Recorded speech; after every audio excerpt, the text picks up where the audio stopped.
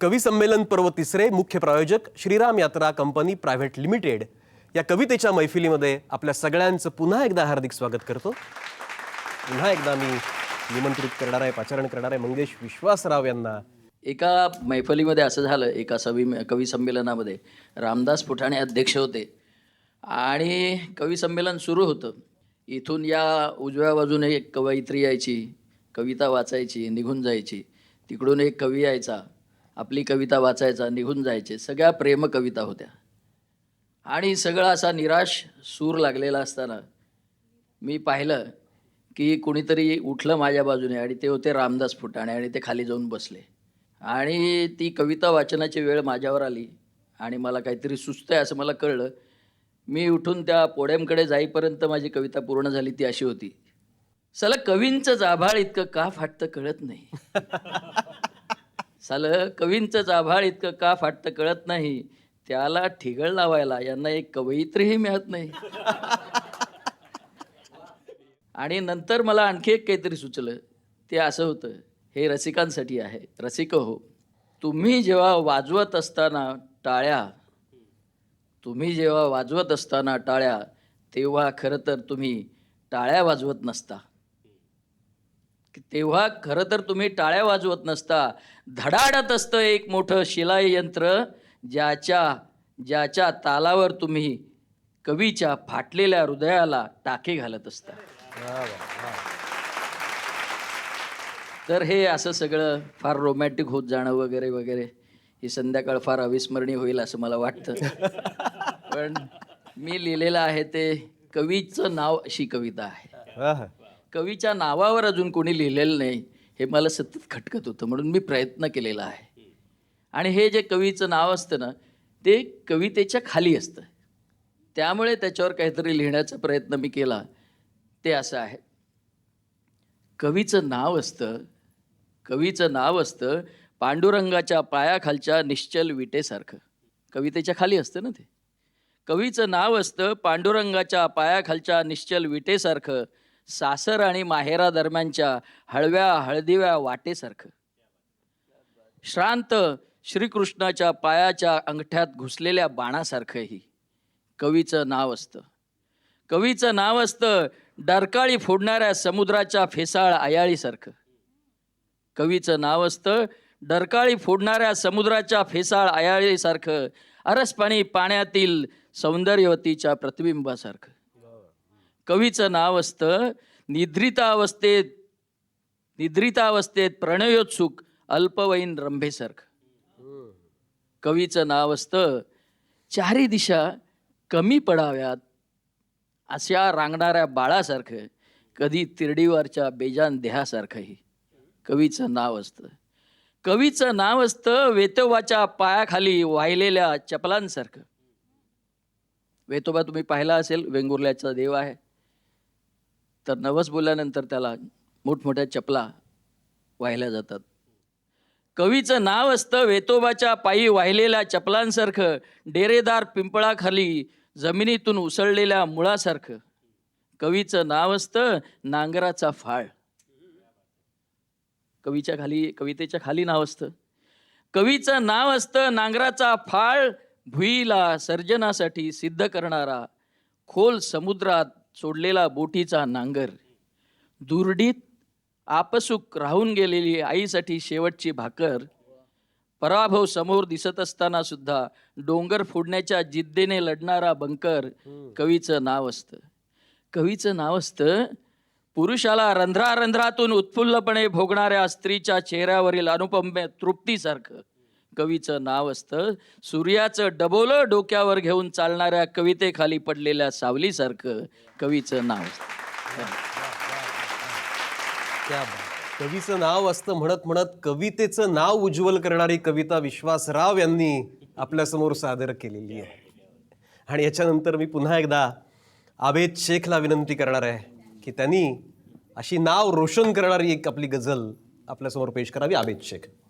मध्ये म्हणतो त्याआधी एक शेर अनेक म्हटला बघा. आणखी एक हे सांगण्यासारखे, आणखी एक हे सांगण्यासारखे, घाव झाले उरी चांदण्यासारखे. वा. आणखी एक हे सांगण्यासारखे, घाव झाले उरी चांदण्यासारखे. एकटा चाल तू हाक मारू नको, लोक नाहीत ते वा थांबण्यासारखे. वा वा वा वा वा. उद्देश पावलांचा जाणे पुढेच जाणे. ही गझल जेव्हा गझल नवाज भीमराव पांचाळे यांनी कंपोज करून गायली आणि त्यांनी मला तेव्हा मंचावर बोलवलं आणि आपल्या खांद्यावरची शाल माझ्या खांद्यावर टाकून माझा सत्कार केला, ती ही गझल आपल्यासमोर सादर करतो. उद्देश पावलांचा जाणे पुढेच जाणे.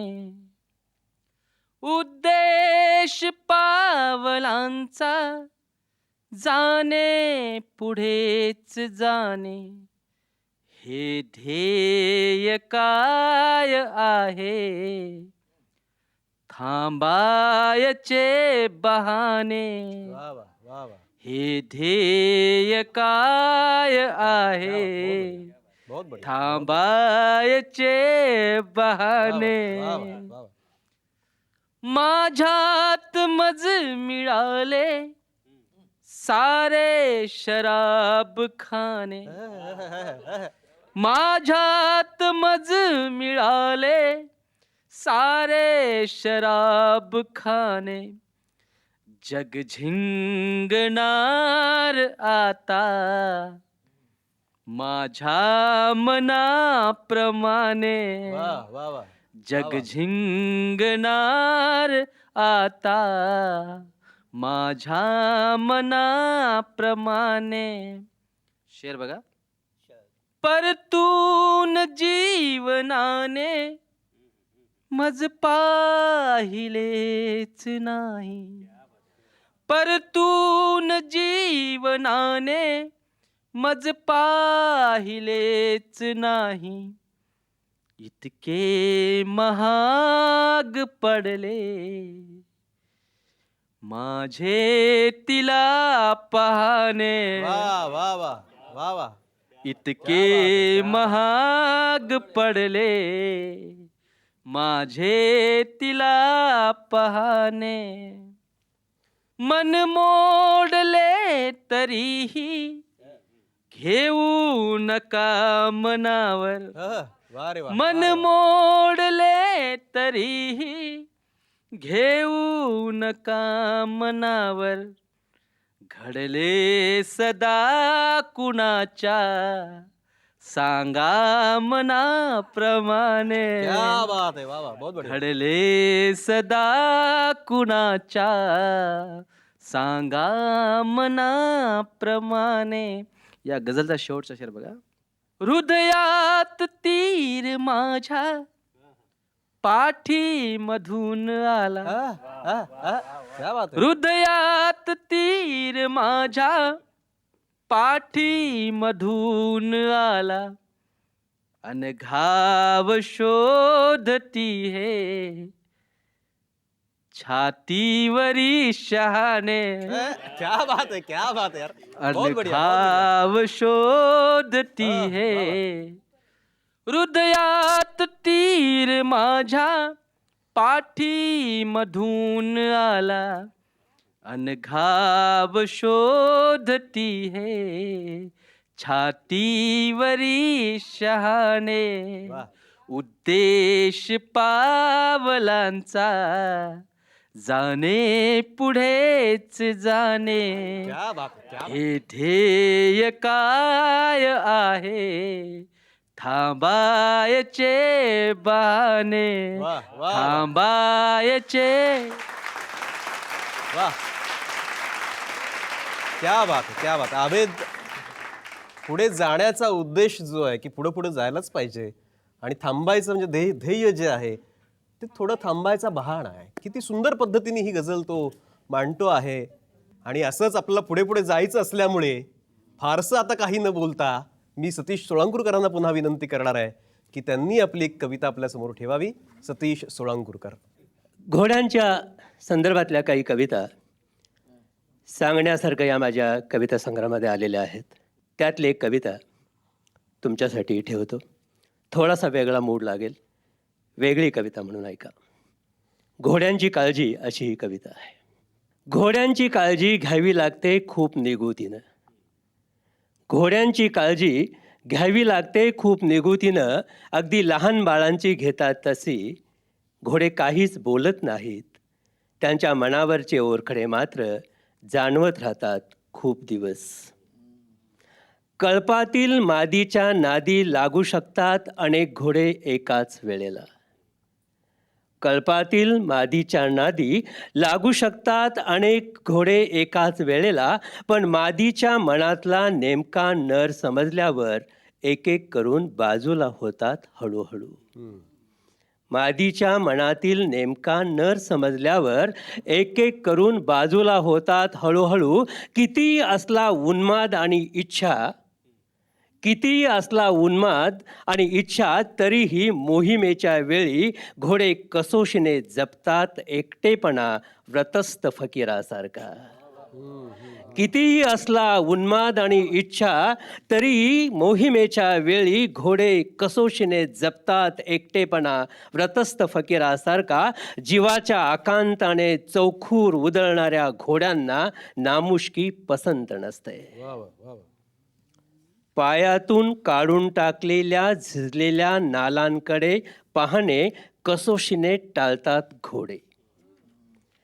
पायातून काढून टाकलेल्या झिजलेल्या नालांकडे पाहणे कसोशीने टाळतात घोडे. ते डोळे बंद करून घेतात. तरुणपणानंतरच्या आयुष्याचे चित्र दिसत असते त्यांना झिजलेल्या नालेत बहुधा. टांग्याला जुंपलेल्या जोडीपैकी एक मादी आणि एक नर असेल. टांग्याला जुंपलेल्या जोडीपैकी एक मादी आणि एक नर असेल तर मादी जोरात ओढत राहते टांगा आपल्या बाजूने. नराकडचा भार जरा कमी करता येईल या विचाराने. टांग्याला जुंपलेल्या जोडीपैकी एक मादी आणि एक नर असेल तर मादी जोरात ओढत राहते टांगा आपल्या बाजूने. नराकडचा भार जरा कमी करता येईल या विचाराने बऱ्याच वेळा टांगा ओढताना अडखळत असते मादी. बऱ्याच वेळा टांगा ओढताना अडखळत असते मादी. आपल्या आणि जोडीदार नराच्या वाटेतले खड्डे एकाच वेळी चुकवायचे असतात तिला बहुधा. घोडे उभे असतात आयुष्यभर. घोडे उभे असतात आयुष्यभर. ते बसत नाहीत कधीच. ते जर कधी बसले तर परत कधीच उठत नाहीत. मोहिमेवर निघताना एकतर धडधाकडसे विजयी होऊन परत येता येऊ दे, नाहीतर मरण येऊ दे, अशा शुभेच्छा देत असतात घोडे एकमेकांना. मोहिमेवर निघताना एकतर धडधाकडसे विजयी होऊन परत येता येऊ दे, नाहीतर मरण येऊ दे, अशा शुभेच्छा देत असतात घोडे एकमेकांना. निकामी जखमी राहून जगणे त्यांना पसंत नसते आणि मुद्दाम गोळी घालून दिलेला केविलवाना मृत्यूही त्यांना नकोसा असतो. युद्धामध्ये कामी आलेल्या घोड्यांचा अभिमान बाळगून असतो अख्खा कळप. घोड्यांची काळजी घ्यावी लागते खूप निगुतीनं. घोड्यांची काळजी घ्यावी लागते खूप निगुतीनं. अगदी लहान बाळांची घेतात तशी. घोडे काहीच बोलत नाहीत, त्यांच्या मनावरचे ओरखडे मात्र जाणवत राहतात खूप दिवस. श्रीराम यात्रा कंपनीच्या कुठल्याही शाखेमध्ये बुकिंग केल्यास कुठल्याही यात्रेसाठी स्पेशल ऑफर 5% डिस्काउंट, तसंच 15 सीट बुकिंग केल्यास 1 सीट फ्री. कवी संमेलन पर्व 3 मुख्य प्रायोजक श्रीराम यात्रा कंपनी प्रायव्हेट लिमिटेड. कवितेची ही मैफिल अशीच आपण सुरू ठेवणार आहोत. अजूनही रंगतदार कविता, उत्तम कविता आपल्याला ऐकायच्या आहेत, पण या ठिकाणी मी घेतोय एक छोटासा ब्रेक.